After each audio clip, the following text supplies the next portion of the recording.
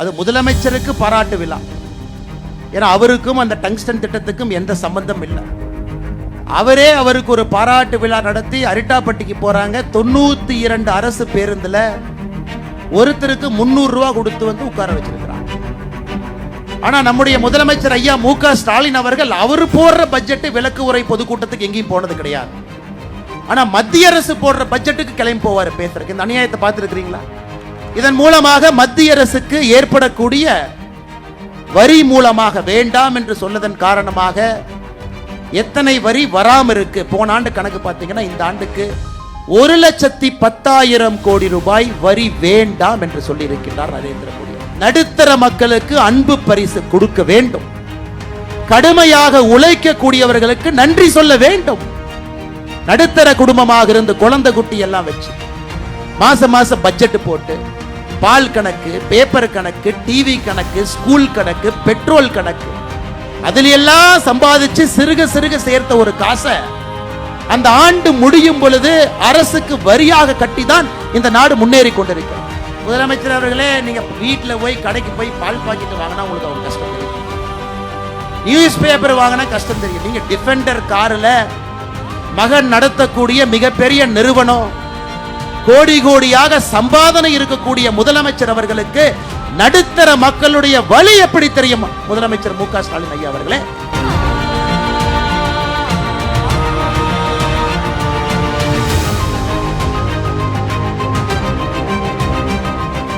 இந்த காலத்துல பொதுக்கூட்டத்திற்கெல்லாம் யாரும் வர்றதில்லைங்க.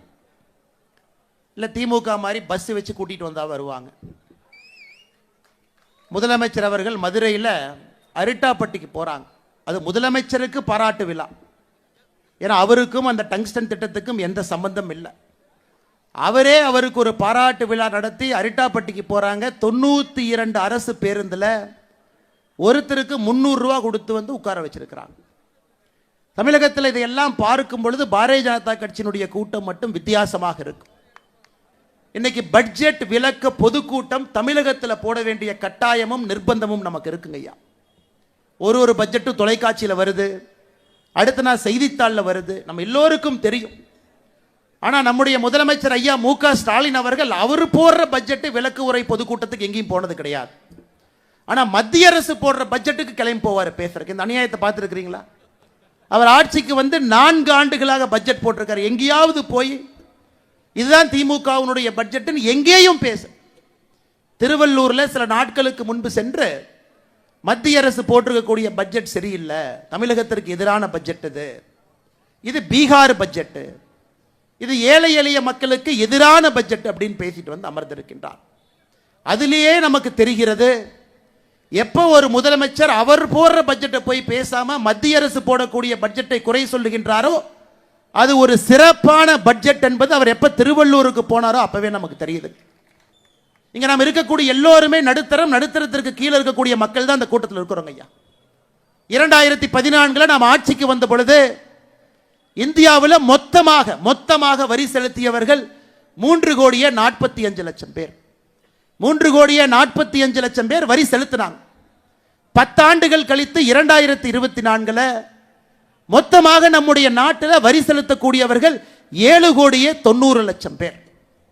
10 ஆண்டுகள்ல இந்த நாட்டினுடைய வளர்ச்சியின் காரணமாக 4,45,00,000 பேர் புதியதாக வரி செலுத்தக்கூடியவர்களாக மாறி இருக்கின்றார்கள். இன்னைக்கு 12 லட்சம் ரூபாய் வரை யாருக்கு சம்பாத்தியம் இருக்கிறதோ நீங்கள் வரி செலுத்த வேண்டாம் என்று சொல்லி இருப்பது சாதாரணமான விஷயம் இல்லைங்க, சரித்திரம். அது சரித்திரம். காரணம், இந்த 7,90,00,000 பேர்த்துல 6,80,00,000 பேர் 12 லட்சம் ரூபாய்க்கு கீழே வருமானம் வைத்திருக்கக்கூடிய நபர்கள். மறுபடியும் சொல்றேன், 7,90,00,000 பேர் மொத்தமாக வரி செலுத்துறவங்கல்ல 6,80,00,000 பேர் இந்த ஆண்டு வரி செலுத்த மாட்டார்கள். காரணம், அவர்களுக்கு வரி விலக்கு நரேந்திர மோடி அவர்கள் அளித்திருக்கின்றார்.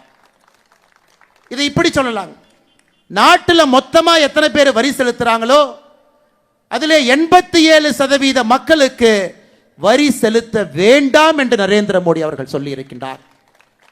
இதன் மூலமாக மத்திய அரசுக்கு ஏற்படக்கூடிய வரி மூலமாக வேண்டாம் என்று சொன்னதன் காரணமாக எத்தனை வரி வராம இருக்கு? போன ஆண்டு கணக்கு பார்த்தீங்கன்னா இந்த ஆண்டுக்கு 1,10,10,000 கோடி ரூபாய் வரி வேண்டாம் என்று சொல்லி இருக்கின்றார் நரேந்திர மோடி அவர்கள். காரணம் என்னங்க? நடுத்தர மக்களுக்கு அன்பு பரிசு கொடுக்க வேண்டும், கடுமையாக உழைக்கக்கூடியவர்களுக்கு நன்றி சொல்ல வேண்டும்.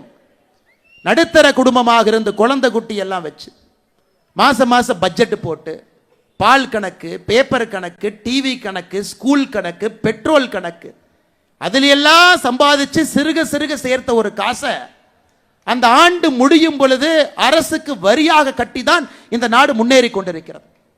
அப்படிப்பட்ட மனிதர்களுக்கு நன்றி சொல்ல வேண்டும். காரணம், உண்மையானவர்களாக இருக்கின்றார்கள் என்பதற்காக 87% மக்கள் 6,80,00,000 பேருக்கு இந்த ஆண்டு 12 லட்சம் ரூபாய்க்கு கீழே வரி வேண்டான்ட்டான்.